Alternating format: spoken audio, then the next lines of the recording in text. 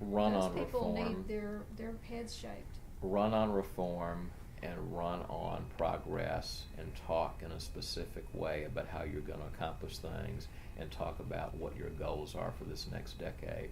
And if you win, you'll have the high ground to create change. If you lose, it means voters weren't ready for what you want to do. And you know what? You wouldn't have got anything done if you won anyways. You're probably better off losing. But if you win, it means you will have the high ground to affect change. That's the predisposition and the mindset that I would take into the campaign. The legislature, you know, I don't understand the legislature as well as folk who are down there, but I get some basic things about it. It's a part-time job. Doesn't pay that much. They pay themselves more now than they used to, but I mean a lot more than they used to, 62% more, but they managed to get that done. But it's still, by definition, because of it, you having to spend major chunks of time, at least 3 months in Montgomery and subject to call and special session, by definition, there's a limited number of people who can serve. Mm-hmm. So it's a limited number of people who are able to serve in the legislature. It's hard to even recruit candidates to run. So that's the first thing you've got to appreciate about the legislature. It's difficult to serve. The ones who are there are making a sacrifice, and it's hard to get people to make sacrifices. It keeps some good people from running. The other thing you got to appreciate is that first and foremost, they serve their districts like members of Congress do. So the only way you overcome the parochialism of the Alabama legislature is if you put on the table a broad sense of purpose by what the state can be that is able to galvanize voters all around the state and put a countervailing political pressure on them other than just their own parochial sense of what my district wants. You got to create a countervailing sense of pressure around the idea that we can do certain things as a state. That's what moves the legislators. So the legislature has been an impediment for every governor, and I'm sure it'll be an impediment for the next one. But I think there is a way to deal with that. Is to try to engage them on a broader plane, and most fundamentally to engage their constituents. I'm not the first politician to say this, but I would do it.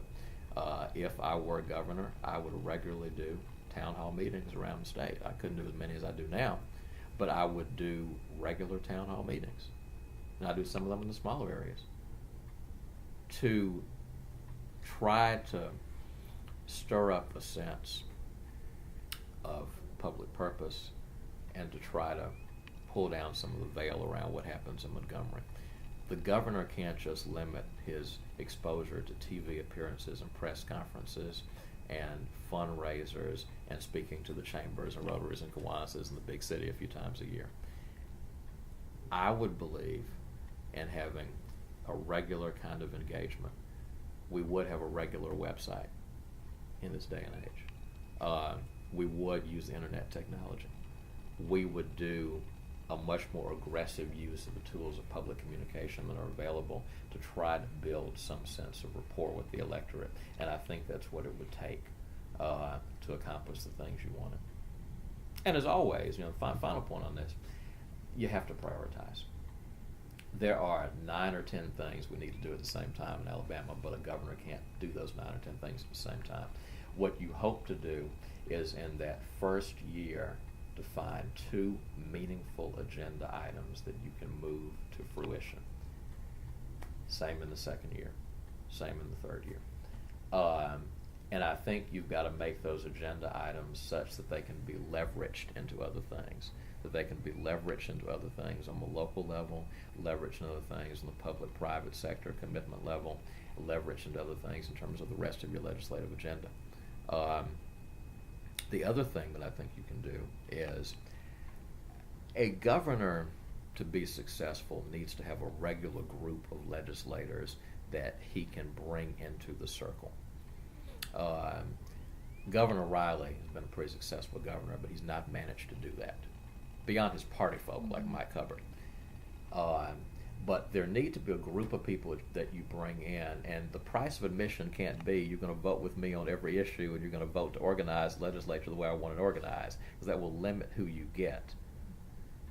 What I think you can do is to bring in a group of people in the legislature in both parties and try to form, and it may vary on different issues, but to try to bring them in and say, let's see if we can build a conversation together across party lines, across interest group and ideological lines. There are various things that can be tried that haven't been tried for a governor to more successfully navigate the legislature. You know, if I were to become governor of the state, I would hope that Seth Hammond would still be around and still be Speaker of the House. Now, if he runs for governor, he'll go to the position, but if he doesn't run, I hope he's still around, I hope he's still Speaker, because I think Seth Hammond's been a constructive Speaker. And I think it would be helpful to try to sit down and figure out how do you forge a partnership with a guy like Seth Hammond if he's still there. And the challenge you're going to make to the Republicans is, let's try to find something we agree on. I know all the stuff we disagree on. We'll spend 4 years fighting about it, and you spend 4 years trying to beat me. You'll spend all the money you want to trying to beat me in 4 years, and I'll do the same thing trying to beat your nominee. But let's see if we can find something right now we can agree on that's good for the state. So first thing I would say to a Mike Hubbard, if he's still there, is tell me something that you have wanted to do that there's some Democratic support for. You pick your item. I won't even dictate to you. You tell me something you've been trying to do that has good, broad Democratic support, and let's see if we can do it. Let's see right off the bat we can come together and pass something meaningful that you've been trying to do that has good Democratic support, but for whatever reason hadn't gone anywhere because you had a Republican governor advocating it. Okay, well now, I'm a Democratic governor. If you tell me the right thing, enough Democrats for it, I'll back it. I'd love to see what he would say to that. And don't give me something easy, you know, like banning cockfighting or something like that, you know. I mean, you know, don't give me something easy like that. You know, give me something that we need to do and haven't done that's not already covered, that you've wanted to do and you have good Democratic support for but haven't gone anywhere. You have to just try to find ways to engage the process, I think. But I think it can be done.